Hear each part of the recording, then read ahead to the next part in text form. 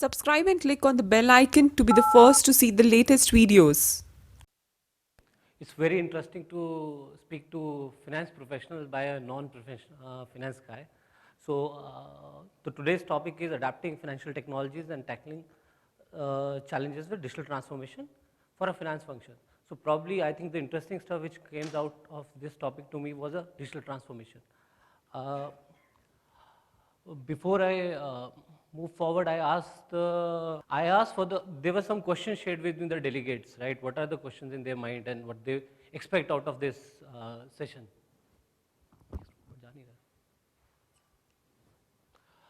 So can you see your questions? So there were a lot of questions, right? There were like 35 questions, long questions, and I said they were ranging from various topics. So what I did is I created a word cloud out of it and said what is going to be the more theme coming out of the entire stuff, because it was a lot of question which ranges from how digitization is happening in rural India to blah blah blah and so on and so forth. But interesting stuff which came out is transformation, will, management, CFO, finance, digital payments, controls, and so on and so forth. So the presentation is probably based on that, so that I would be able to at least talk about transformation. A lot of people asked a lot of questions about transformation, and there's a lot of will, a lot of question how we should do it, how we can move forward with it. There were a lot of questions that how we can do it, and so on and so forth. Uh, so digital transformation is a global trend right now. I think everywhere we go, we talk about it. It's not just a function of, let's say, I spent like 15 years or so in a marketing function or part of various digital businesses, be it e-commerce or be it part of a lot of established retail organizations and bringing in e-commerce inside them. So I had seen a lot of failures in this, but these days I see a lot. Everywhere you go, everybody talks about digital and digital transformation. So what this actual transformation is all about. So I said, let's look at what transformation is all about. Transformation is marking a change from nature to appearance, but the interesting one comes from the mathematical and logical part of it. And when you're talking to the finance professional, I think the numbers and the logic and maths part may suit well. So it says a process by which one figures out expressions or functions is converted into another one of similar value.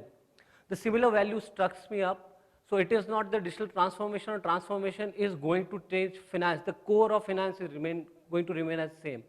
So is the core of the marketing department, what is expected of the department. But yes, it has to change. It is not that tomorrow finance is going to do some different function for the P&L. We all are part of the P&L, and probably we need to satisfy our roles for the P&L so that the organization runs smoothly. So nothing is going to change at the core, but yes, it has to change because these are the changing times and probably our customers have changed. Whether if you look at from a finance department perspective, maybe most of the finance department may not be interacting with the end customer of the organization, but the department which are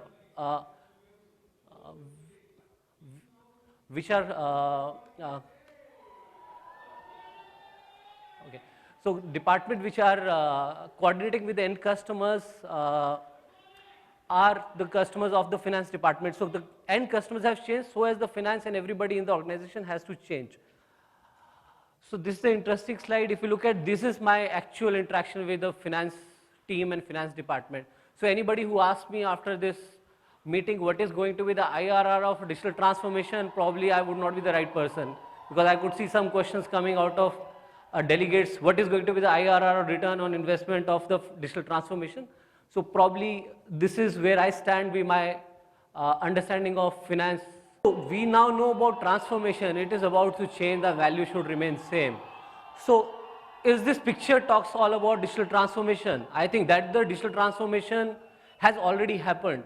And if you really ask me, for a finance department which is very standardized, number driven, Excel sheets are there, everything is there. And I think unlike a department like marketing, I think I would say the transformation already done. This picture says a lot. There are no more typewriters. I think all of us are using Apple and I don't know what, or maybe our mobile phones are so great. So why I think we are talking a lot about digital transformation now, because I think most of large organizations have made this transition maybe 20 years back or so. Rather, I don't find a single organization these days who is working on a typewriter, whether it is a government organization or not. So I think this is, I think somewhere we miss out a digital transformation. What is all about, I think we overtake and talk a lot about things which are jargons and in fashion. So for example, let's say, is this digital transformation that we will have a blockchain and maybe this is the future and only on one touch everything will change, and probably right now finance department, any department had 20 people, they will only have one people whose finger would be over here, he will click and everything will get done. Probably my view differs. This is not the future I see, probably not in my function, because I think my function as a digital marketing or heading digital marketing, I think we are little evolved in seeing, we are little ahead than other departments because our customers have changed. So I don't see, is this a digital transformation? I tend to differ. Or this is the digital transformation, blockchain, IoT, I don't know what, data protection. These things always were there. If these are mean to an end.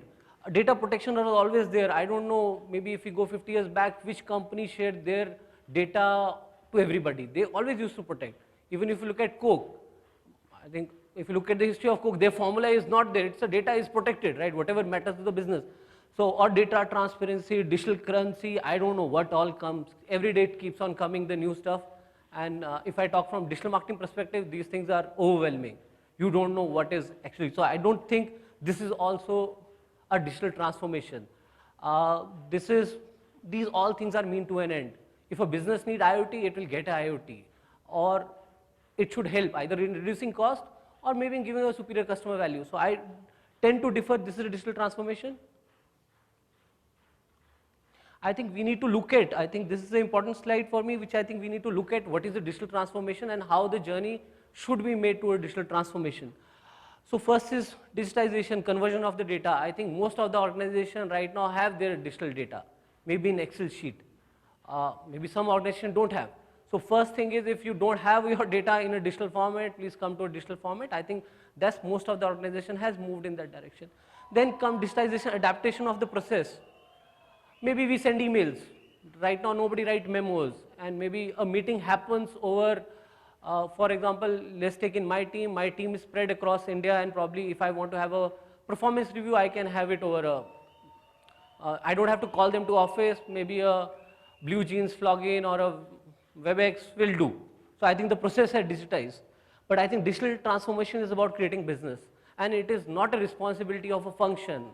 I think it is a responsibility of entire business, and finance is a very critical function to it. So are sales, and so is everybody else.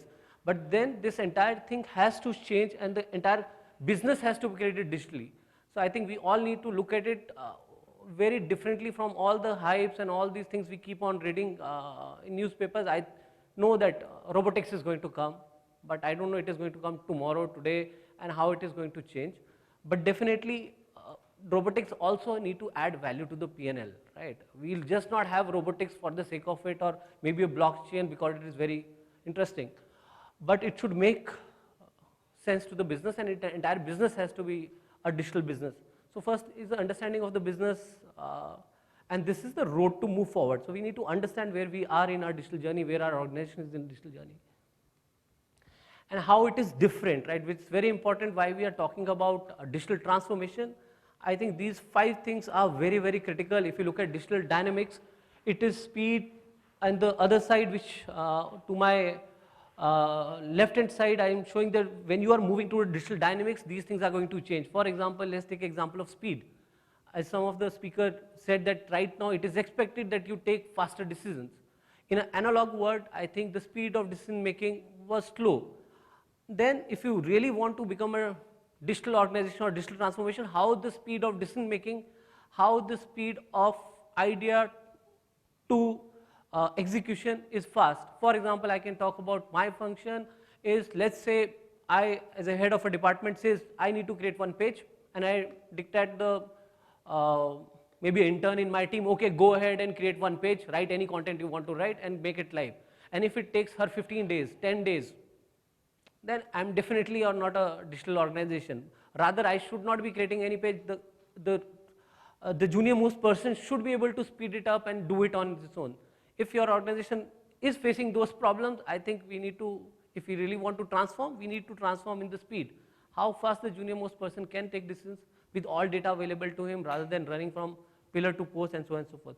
Adaptability, I think one size fits all things doesn't work these days. I think we need to we need to change very, very fast.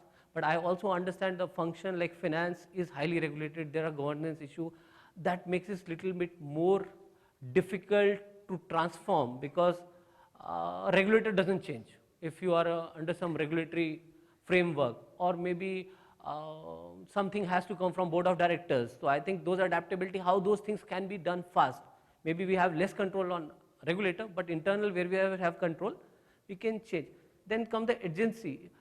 Right now, if you look at the competition, probably I am in India and I am doing some business, maybe I am competing with somebody in US on a Google Play Store. So competition can come from anywhere. The definition of the competition has changed. You are not very far from your competition in digital world, you are very connected. Maybe right now in a digital world, or if you are in a digital business, you are maybe competing with somebody in Russia for that same service which you are providing.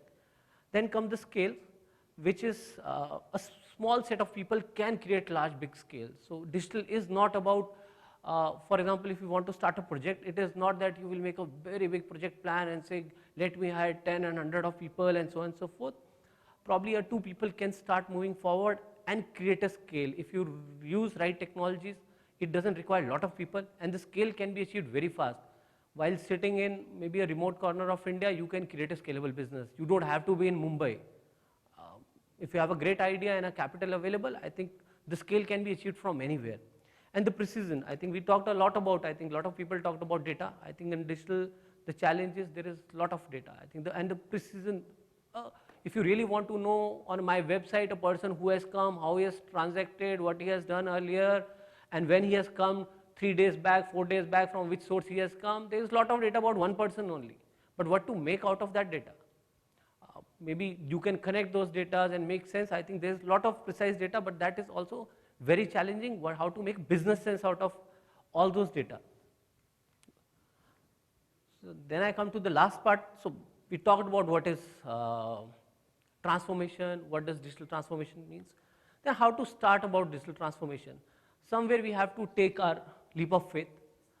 And it's not that it has to come from the very top. If it comes from very top, it's good, but I'm sure we all can start moving in that direction, at least take our organization or our function or whichever our teams in that direction, but it requires little bit courage. It requires little bit thinking out of the box, and probably I was just thinking about a finance function, which I will also talk about. It is much more difficult because it's little standardized and very structured to come with innovation and look how digital things are moving and at a very rapid pace.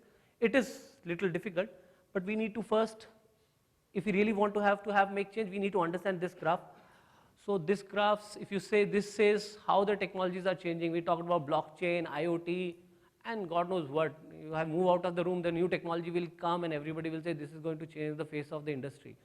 So this is how the technology is changing. But this is how organizations change. Just 2 minutes. So we need to understand this very fast, that all great things are not going to, we need to understand technology will change fast, organization will change slowly. We need to pick up the technology which suits our business and then work on it. And the change is going to come from your employees, nobody else is going to work.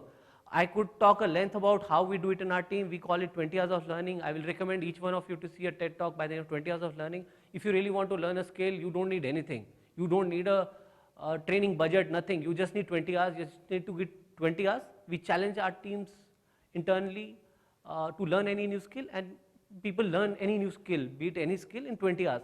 And definitely give them some failure budget so that they can fail and learn fast. Then we need to understand, I will not go in detail with this slide because lack of time, maybe scalability and innovation both can not work together. Probably if you are in innovation, you have to first look at innovation, experimentation, fail fast, then probably you have to standardize those processes. If you work with standardization and experimentation, it is not going to work well. So probably one has to find a way out how you can do in a standardized function. But if you are going to make a change, I think those both things cannot work. One is fail not, one is fail fast. maybe you have to find out if you are making some change and the person who's going to try new things, he's going to fail. And everybody in the organization is going to take case of him, then nobody is going to dare and make those changes. So I think we need to protect as a leaders to the people who dare to innovate, and they are going to fail. So I think, and then once we tried with this, we have to come something like this, and this is my, I've reached the last slide. It is we have to come with a minimum viable product. We all want a car. Maybe that is the project at the end of 4 years. But definitely right now, I want to, basic fundamental need is I want to move from this place to that place. Maybe a skateboard can help me today, and I will learn over the period of time, and maybe in two years I will understand I don't need a car, maybe the technology has changed, everything has changed, I will do something else. But the above approach, it's very lengthy. Probably by the time our projects and every transformation happens, the technology, everything changes. So I think we have to come with the smaller MVPs, minimum viable product, and move fast with that. And that brings me to the last slide, which says it's not about perfect, it's about the effort, and when you bring that effort every single day, that's where the transformation happens, that's how change occurs. So if you really want to make a digital transformation, my suggestion to each one of you would be, start today, make that incremental 1% change in your role, and after a year's time, you will see 37 times more change in your organization on your role. So it is not about a lot of fancy stuff we talk about, it is what we are driving on daily basis. So thank you very much, thanks. Hello, sir. The question is a little long. I have to give you a context before I come down to the question. So about 6 months back, I conducted a training for a financial broking firm, which is a public limited company. And surprisingly, since it was a leadership-based training for VPs and up, I was in continuous interaction with the CEO of the company and board members to understand what is the point which I want to drive across in the overall presentation for the sales guys and for the VP. So there were a couple of 4 or 5 different engagements which happened. In this overall process, I somehow, when I was interacting, I realized that, sorry to say this, but the leadership team was trying to tell me that the sales are happening, not happening because of the market. So sales ho raha hai, market ke base ho raha hai, nahi ho raha hai market. So everything was like 90% in correlation with what is happening in the market. So since now you are heading the digital marketing department of Sharekhan, I would definitely like to ask this question: when there is so much of volatility in the financial market and leaders are giving up on it, saying that wo chalega, main chalunga type of conversation which we are having, where the hardcore sales team is failing to actually get some right people on the portfolio or give them the benefits which they are looking at. How digital marketing as a person is going to play a vital role in this, where one-on-one sales are almost on the verge of giving up for giving like right candidates to the organization. How digital marketing with a one-way communication is trying to play a vital role. Okay, so very interesting question. So I think you need to understand, I think we always attribute a lot of end things to the sales team. I can talk about my function. So we are the one from where the problem starts. The sales team doesn't get customer out of their own, right? I will start with from the acquisition of the customers. You have to look at the entire funnel.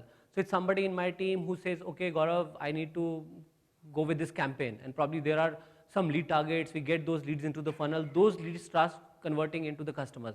So first thing is, I, as a department, are fully responsible for the sales. It's not the sales team, because we give them the funnel, right? And then over the funnel, they start changing. And for example, let me put it this way, that we have to be responsible for customer lifetime value of the customers, right? For example, at what cost I am acquiring a customer? Is that viable? First thing is that. So the job of digital marketers is much more tougher than sales. I need to keep the present in place so that I give them right customers. Also maintain the customer lifetime value of the customers. Also innovate and take organization to the next level.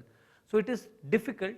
As I said, you have to make slow changes. For example, you see this is right. That's why I didn't got much time to talk about maybe employee reskilling. For example, let's say we see there's a technology which can impact our business. Today there is no business. I can't put all energy, but definitely somebody in my team can start learning R, let's say. And then slowly those decisions can be changed. Volatility of the market definitely impacts the day-to-day business, right? But from a long-term perspective, if you look at from 1 year how my customer profile has changed, definitely me and my team is responsible, or any digital marketing team is responsible. For second, we can also add a lot of value, because we are getting a lot of customers, we have a lot of data. With the use of analytics, can I enrich that lead data? For example, right now, a lead of Gaurav comes in, can I, on a real-time basis, scrap on LinkedIn and say Gaurav is vice president in some company? Probably not the sales guy should call, maybe the head should call. And that's how you can enrich data and give the sales team the right information so that they can make a right pitch and so on and so forth. So I think maybe those people which you are referring to must be referring to day-to-day transactions because their sentiment is low, but sentiment will go up. But if you really look in from a 5, 6, 7 months, years kind of a delta, definitely, or looking from a market share perspective, I think digital team or digital marketing team is fully responsible for that. Because the budgets are, most of the budgets are also with digital marketing team because customers have moved in that direction. So right now I see there is no digital marketing team, rather there is a marketing team working in a digital world. So that's how I look at this entire stuff. Thank you so much, Gaurav. We